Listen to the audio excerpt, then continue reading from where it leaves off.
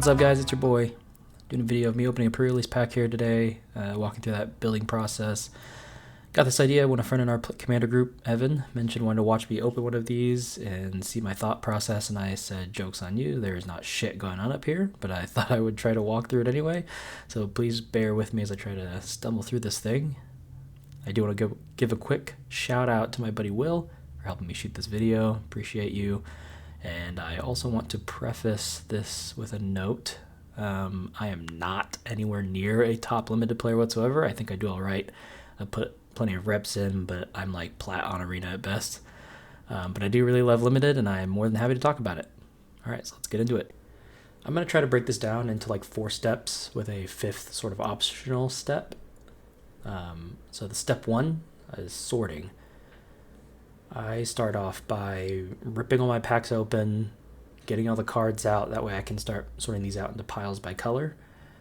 It's not as fun to open all at once like that. It's more fun to do it one by one, of course, but I think this way is just faster. It just kind of quickens things up since, when you're at one of these events, you have a limited amount of time to build your deck. So I just try to save myself a little bit of time by just getting them open, getting it sorted, and then I start reviewing the cards from there.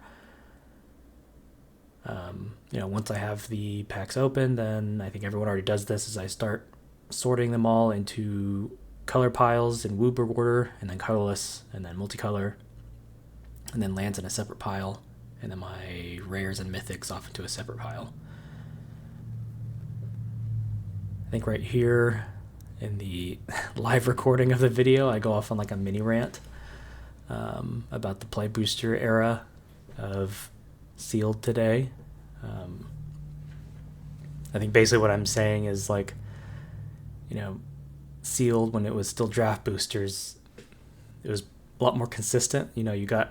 First you got a few more cards, right? You got a few more commons and uncommons in your packs, so you have more commons and uncommons to work with.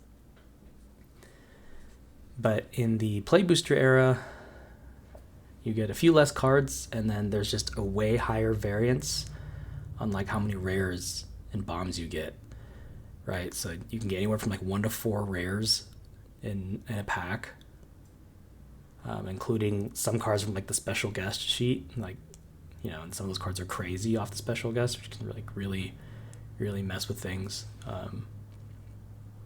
So again, it's just a really high variance doing sealed these days. There's a lot of luck involved. So I try to tell people, don't get disheartened if you don't feel good about your deck. I don't feel good about the deck that I built here in this video.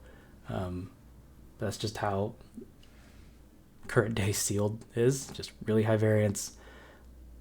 You just get really lucky on what bombs you get, and is what it is. So step 2 is identify. So here I am reviewing my rares to see what bombs I have and identifying if I have any rares that are build-arounds.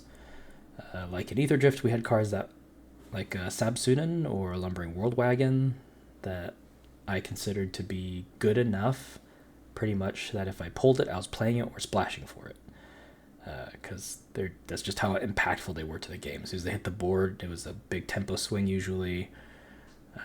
Just immediate impact rares that just take the game over.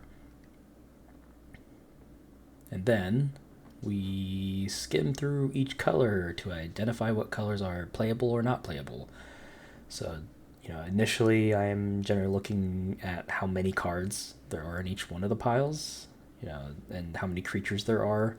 So if one of the colors is particularly shallow, it might not have very many creatures or cards in general to play with. That's usually an easy way for me to just immediately rule color out, just so I can keep moving quickly. So like blue, for an example there, I felt initially when I was looking at it, I was like, oh, there's really not very many creatures here. It wasn't horrible, but there weren't very many cards there in general.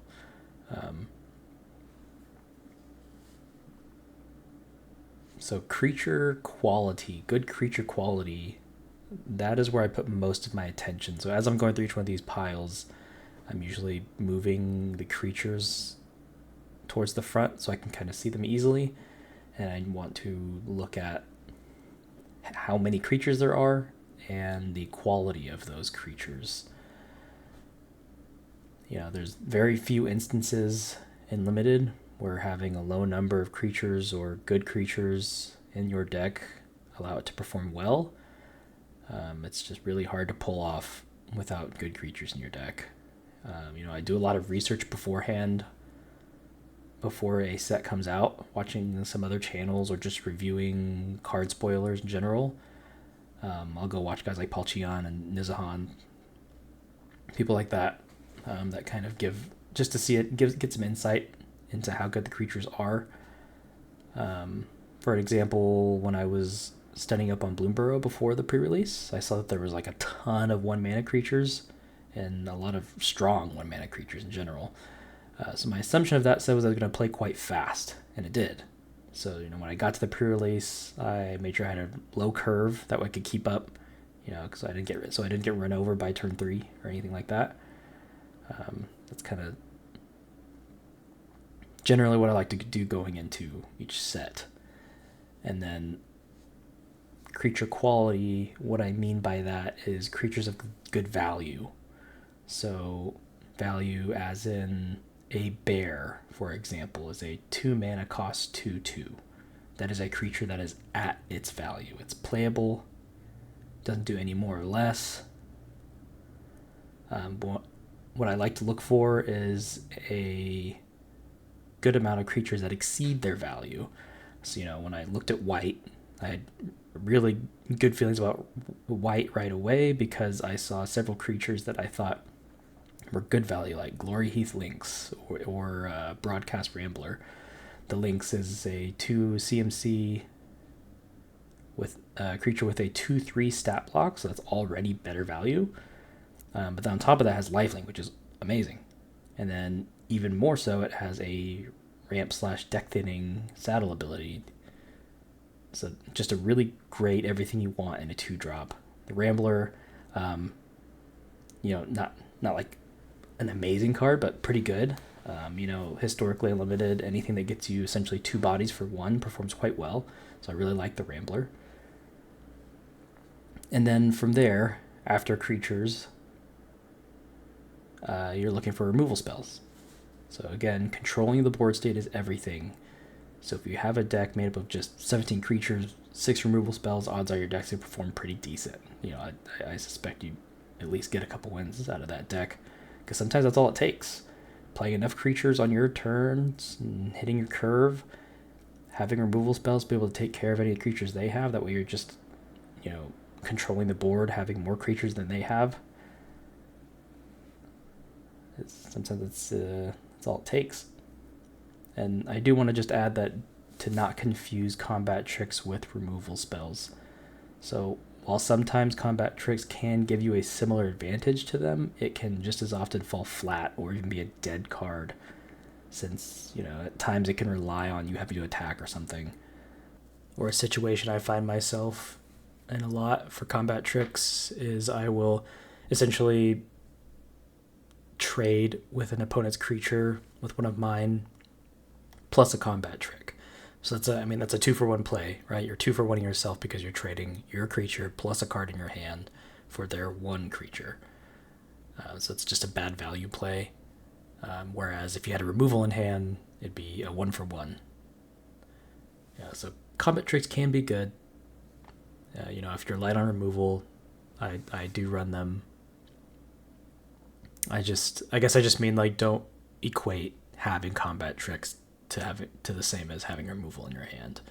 It's they can just come back and bite you if you try to put too many combat tricks into your deck confidently. All right, on to step 3, which is the curve. So I like to lay my cards out in a way that I can see them visually easily. So I'll lay them out in CMC order and then split creatures and non-creatures. I'll put creatures towards the top, non-creatures towards the bottom. That way I can just kind of get a quick glance of what my deck is looking like so far. Generally, you're aiming for a good bell curve so that you're consistently hitting cards on turn 3, turn 4, because honestly a lot of limited games are pretty much decided at that point. So it's very important to hit your curve, and I'm counting my cards here to get ready for the next step, which is the cut step. So now you're cutting your deck down to 23 or 24 playable cards plus 16 to 17 lands for a total of 40. Generally, I would not go over 40. That way you can always maximize your chance of drawing into your best cards in the deck. So I shoot for around 17 creatures, give or take, and then around 6 spells, preferably removal spells, or a couple card advantage or filtering cards in there as well are okay. 17 lands is your golden standard, but if you have a lower curve or a more aggressive deck, then 16 can also be okay. But if you're splashing, I'd probably stick to 17 just to make sure that you have enough of your base colors in there. If you're having trouble cutting down, I'd start with creature quality. Make sure there's no creatures in there that are just so poo-poo that you draw at turn 6 and you're just like, wow, I wish this wasn't in my deck at all, right? Some creatures are labeled as filler for that reason. Sometimes you just have to put creatures in there as filler, and that's okay. Then you might move on to, say, combat tricks. Like I said before, combat tricks aren't always as handy as you think they are. So look at cutting down there, and then also review the cards that you're splashing. Or do you really need to be splashing? Is it really worth playing these cards, or is it better just have a really efficient 2-color deck? Especially if you don't have the mana fixing to be able to splash efficiently. Like if you don't have the dual lands or some other card that creates treasures or something like that, or a mana dork to be able to fix for those colors, it might be a bad idea to splash in general. At this point, the build's pretty much done, but I do want to take a second to talk about optional step number 5, which is repeat. So build another deck. I didn't do it in the video because I didn't want the video to be too long, but if you have enough time, build another one, trying out some of the other colors, just to see when you have it laid out and looking at the curve if you actually like it more than your initial opinion. Don't pigeonhole yourself with your first option. Try some things out. Like in the live recording, I think I even said that I liked the white-blue artifacts, but I went with the red instead because the blue just seemed really shallow. But I think if I would have actually laid them all out and tried it, I would have actually really liked that white-blue artifacts deck. So anyway, sorry, this was pretty dry, a little long-winded, but if you made it to the end of the video, I hope this helped. I hope you gained something from it. I know I sounded nervous. Sorry. Oh well. And sorry Caleb does this stupid little thing with his hand right at the end here.